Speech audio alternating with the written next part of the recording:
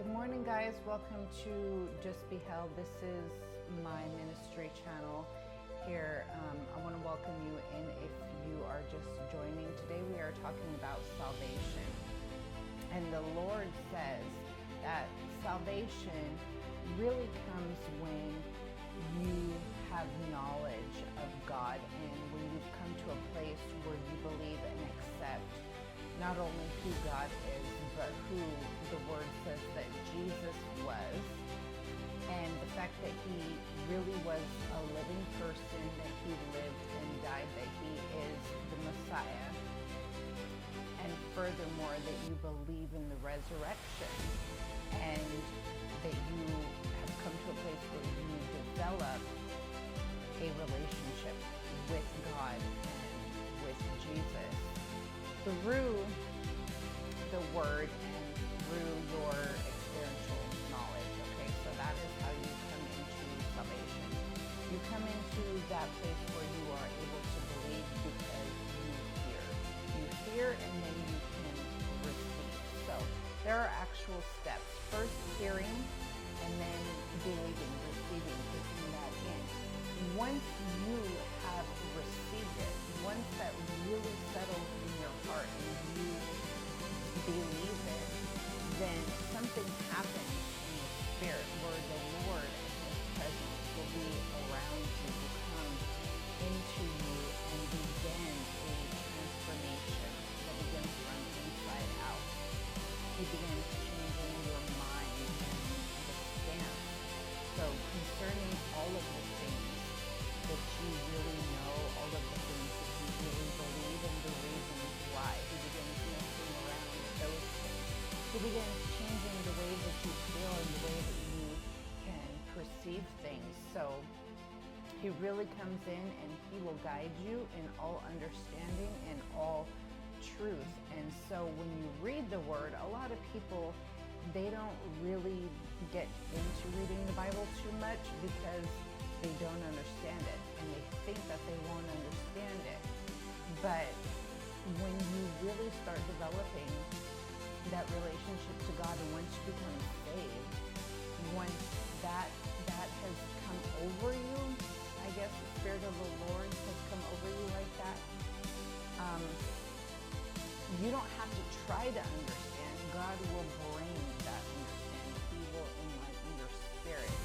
And you will have knowledge, foreknowledge of spiritual things that you did not know at all to begin with, and things that you know or knew before, but now you know from a higher perspective, and there will be extra things added onto that knowledge, good wisdom. And when you put wisdom and understanding together and apply it, you will see differences in how you behave, how your character overall is changing, how you conduct business, how you carry yourself. And you will start to feel uncomfortable with your former self, the former ways. The things about you changes, your desires changes. So that is, going to begin to happen pretty early on. Then, to get into the place of salvation, there's always an initiation, okay? And this is from the Lord, okay?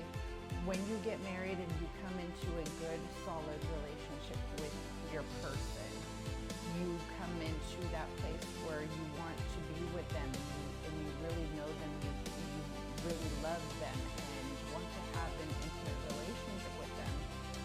Then you get married, and that married is an initiation into that oneness. Now you're no more two, but you are one. You are joined together. And this is physically, this is spiritually, this is emotionally. God really unites you in all of those ways and on other different levels, even beyond what we can see and have insight to, really in spirit. So He ties us together, and we have now a soul tie. There is a bonding that happens to our person and ourselves in spirit, and we really become equally yoked.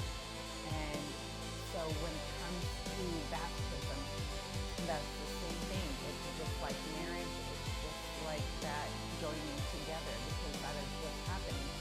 being initiated into your oneness with God. So now you and God are no longer two, but you guys are one. And then he really will begin to inhabit you, and you will really begin to look like Christ. And that is when you are adopted in the sonship or in the daughtership of Christ. And that is when, you know, once you take it into that level of relationship, you begin receiving spiritual gifts, and God will then call you into a new season, a new area. He will change directions of your life, because you can no longer be partnered up with the world. You can no longer continue doing those things, because we are of the world. We live in the world, but we're not from the world. And God really says that his children, his people, are like a chosen generation. We are a royal priesthood. And because of that, the holiness that we are now joined together with, we have to really reflect that.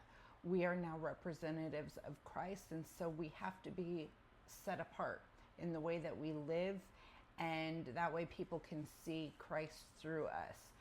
So we really have to change our lifestyle, but it's not hard as people might think, because your mind, your heart, all of those things have already begun that transformation. And so the baptism is like any initiation. If you join a club, it's the same thing. You are initiated into that club. Secret societies, you know, God created that, God designed that, and there is a spiritual purpose for it. But the enemy also copies everything that God does, and he has the counterfeit. So you see these secret societies, the cults, they also have their own version of initiations, and there is a spiritual significance for those as well. And they kind of mock a lot of what Christ does, but it looks a lot the same. In spirit, it's just the complete opposite version. Okay, so to be saved, I said you believe, you receive, you develop a relationship, but you have to read the word for yourself. You really can't say that you have a relationship. You cannot say that you love the Lord if you don't know him.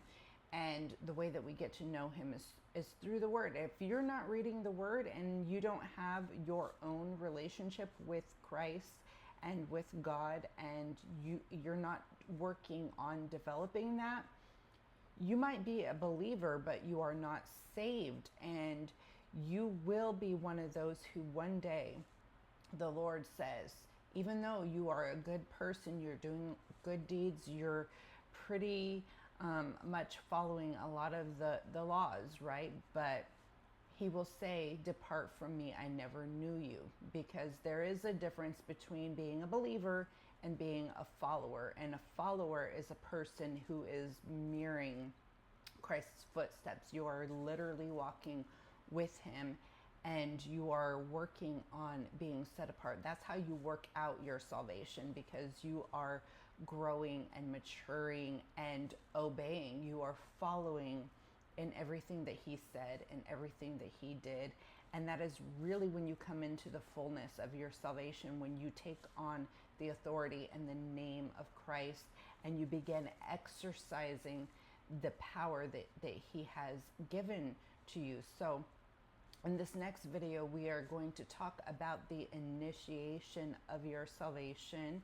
And some people, you know, they just say a simple prayer and that's about it. But I really want to say that before you walk through that salvation, before you make that commitment, and it is a commitment, it is like a marriage, you should have an understanding of what you are getting into, because that is why so many people walk away. Okay, so I will see you in the next video. I'm going to talk to you about your initiation into your wholeness, your oneness with God, you as a Christian, and Christian means Christ-like. Okay, see you next time. God bless.